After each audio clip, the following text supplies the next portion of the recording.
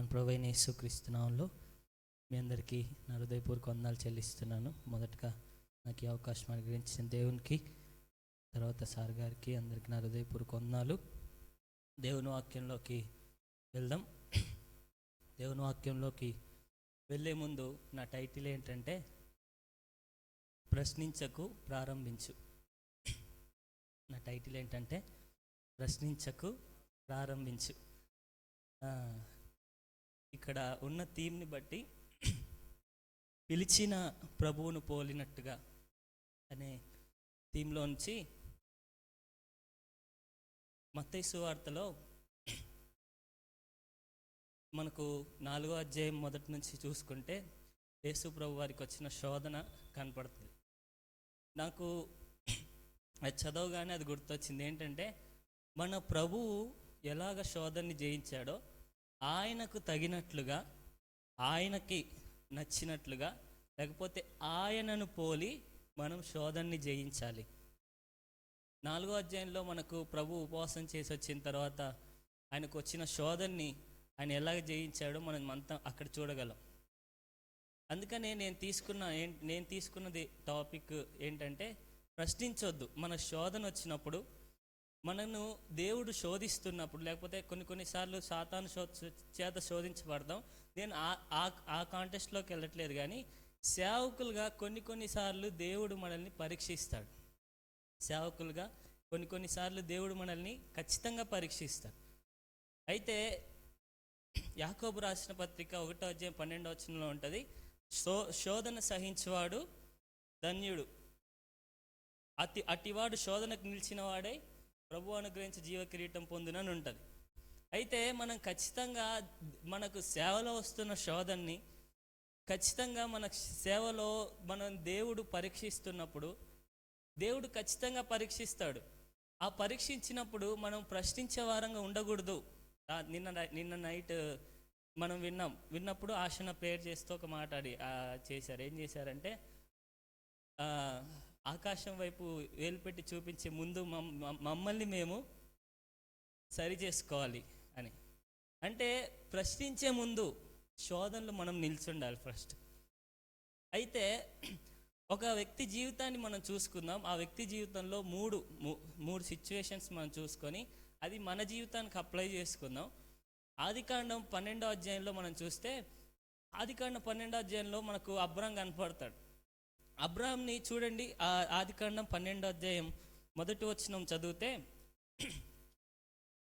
యెహోవా నీవు లేచి నీ దేశం నుండి, నీ బంధువుల యొద్ద నుండి, నీ తండ్రి ఇంటి నుండి బయలుదేరి నేను నీకు చూపించు దేశంనకు వెళ్ళుము.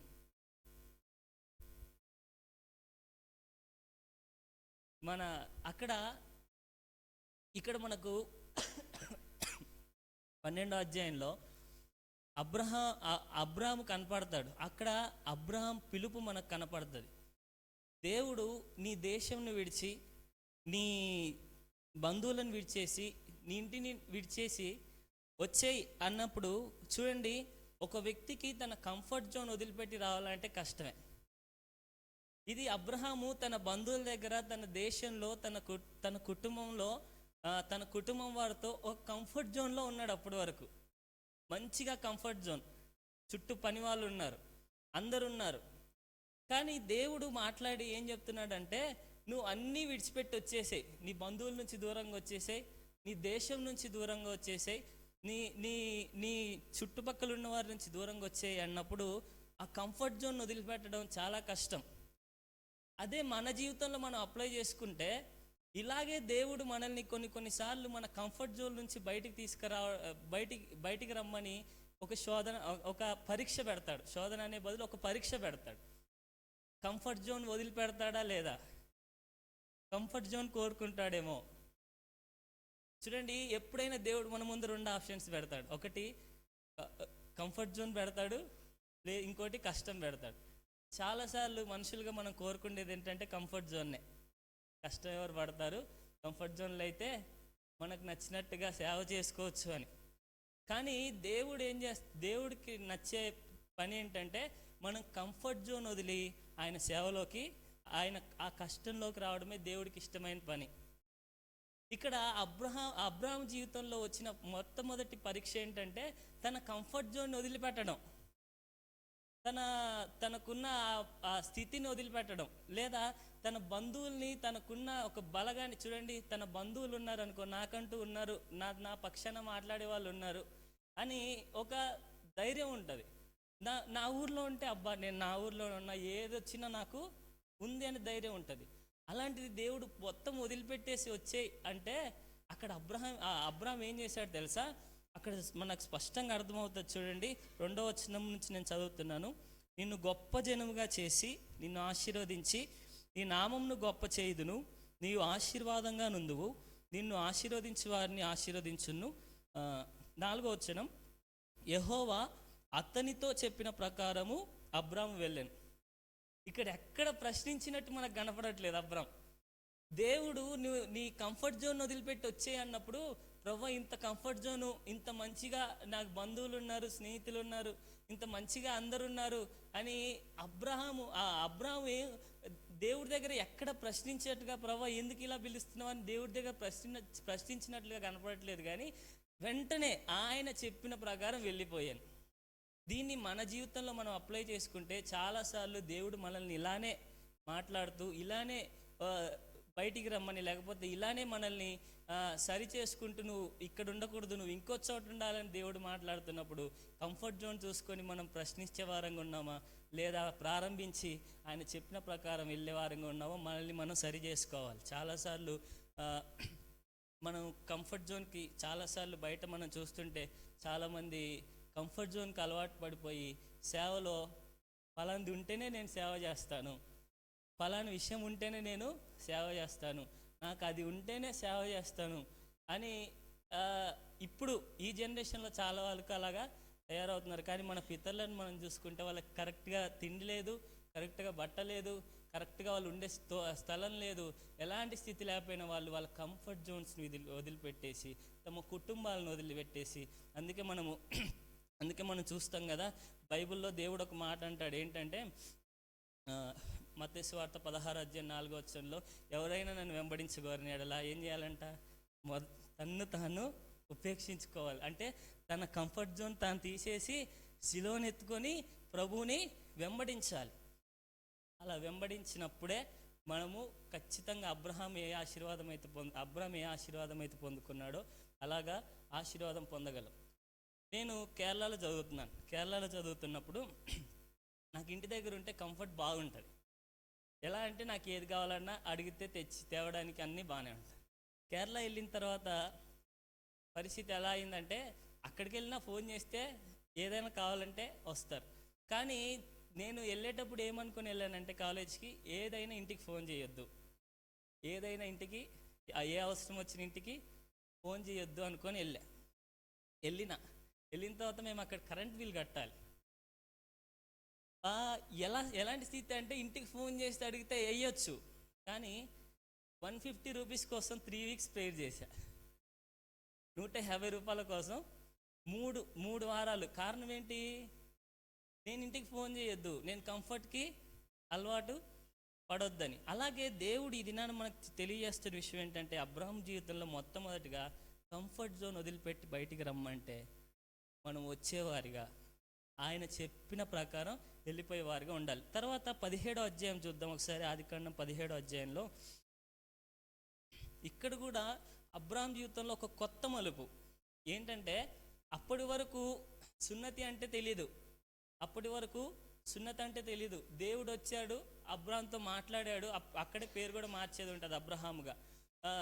దేవుడు మాట్లాడి నీవు నీ కుటుంబంలో ఉన్న మగవారందరూ ఖచ్చితంగా సున్నతి చేసుకోవాలని చెప్పినప్పుడు, చూడండి, ఇలాంటి పరిస్థితే మనకు కూడా ఒక్కోసారి రావచ్చు. ఏంటంటే, మనకు తెలియని మార్గం, మనకు తెలియని పని, మనకు తెలియని కొత్త విషయం మనం వింటున్నాం.